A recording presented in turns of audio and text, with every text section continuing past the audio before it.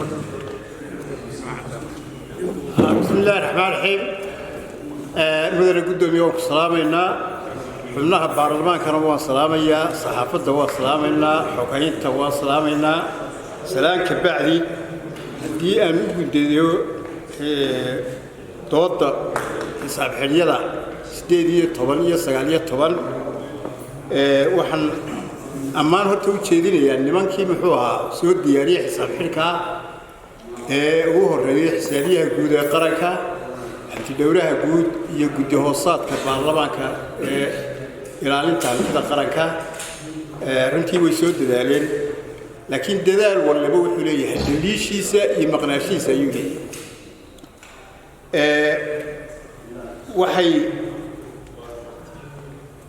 waxay weeyaan taas waxay ku caddahay xisaab xirka hadda in hormaraysa ama aan hadda golaha ku haynaa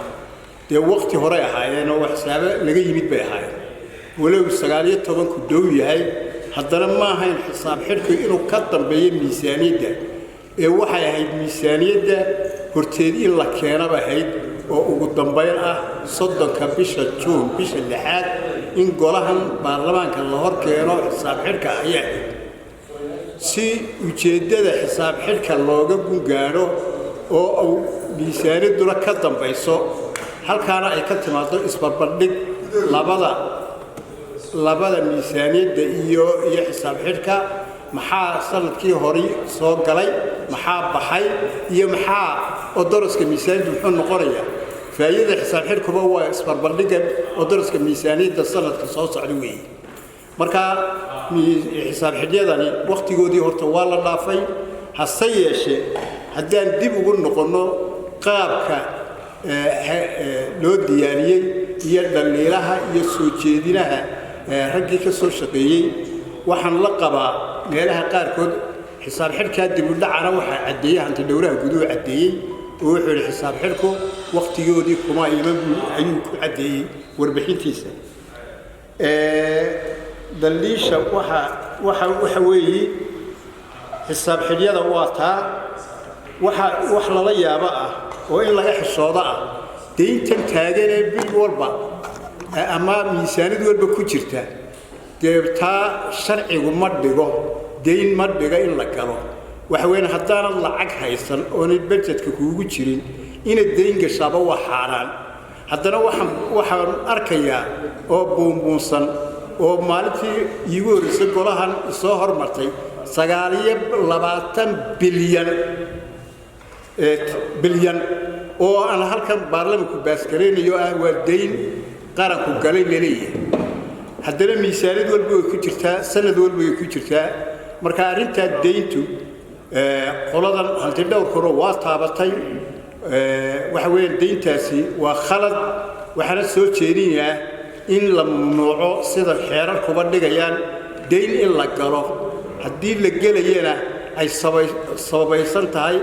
oo xaalad culus oo dalka ku soo kordhay oo la galo waa inay jirtaa xaalad inoo ogolaanaysa waa inuu jiraa laakiin deynta faraha badani waa horseedka musuqmaasuqa weeyaano waa wax la sameeyey weeyaano details aan lahayno cidda gashay iyo cidda laga galay iyo sababta loo galay ayna wixii caddayn marka arinta deeyuhuna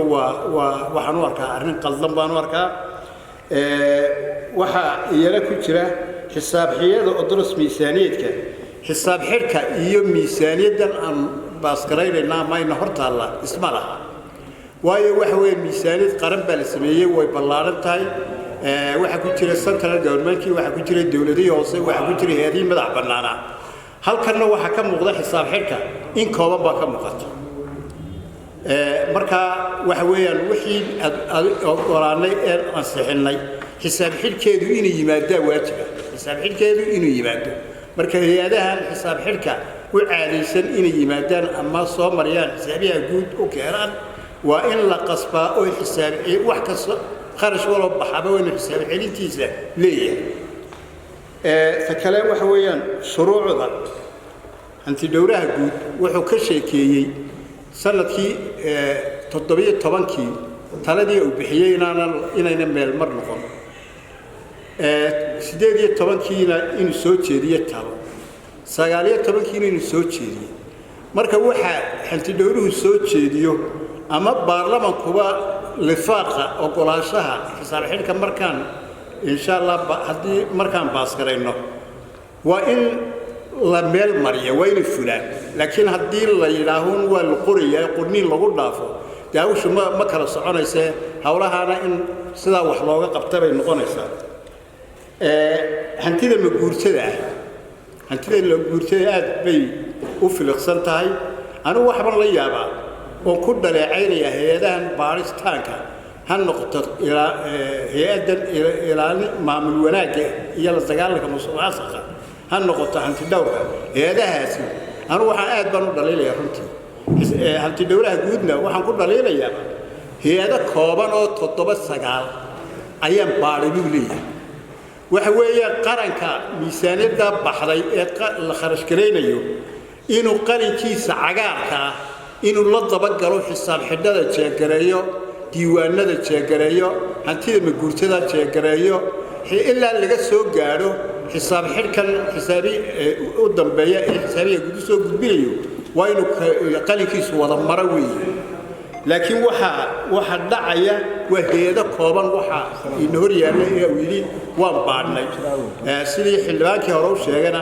haddii la baadhayna kuwii lagu sheegay la liisha wax laga qabtay ma jirto marka qodobkaasi isaga laftiisu waan durayaa qodobka waxa ku jira marka fikirka qolada guddigeedaba ayaaba warbixintooda ay ka mid tahay fikirrada lagu qoraalka ee labada sanadood 1 trillion 687 bilyan marka la qorayo waxa halkan lagu qoran 1 trillion iyo intaasoo milyan baa lagu qoray marka labada figarba waa in la saxaa oo saxiidad bay u baahan yihiin labada sanadoodba duuduubka lacagtan xisaab xidhiyada marka farta lagu qoriyo way qaldan tahay marka iyada hal saxbaan leh hay'adaha baaristana waan taawaan soo jeedinayaa dhaliishoodu way leeyihiin waxa khalad weyn ku jira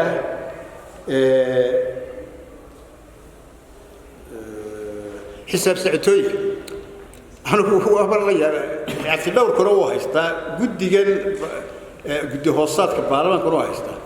حساب حدمس فورن كرتيد بانك يلا ما فوري كرو حدان حسابيها جود وقراش اللي جاهين لكن واحد الشيء الحساب سعتوي لا فرتو بانك لا فورو بانك كره برايفت كان لا فورو حسابها لا قشدو أرنتها سنة وخلد وي arrintaana waxa weeyaan talada way ku jirtaa guddiga way ku jirtaa kaanti dhowrkana way ku jirtaa arrintaa waxa weeyaan sideeda in loo qaato oo iyada lafteeda aan raacino tala bixinta goluhu inuu raaciyo weeye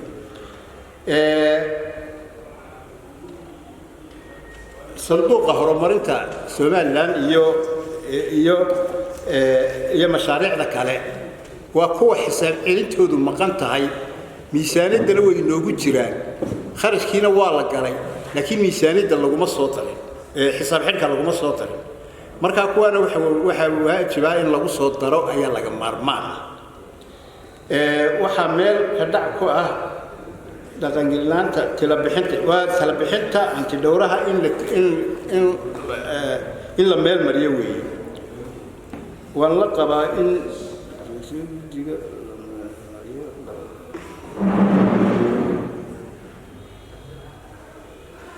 Okay.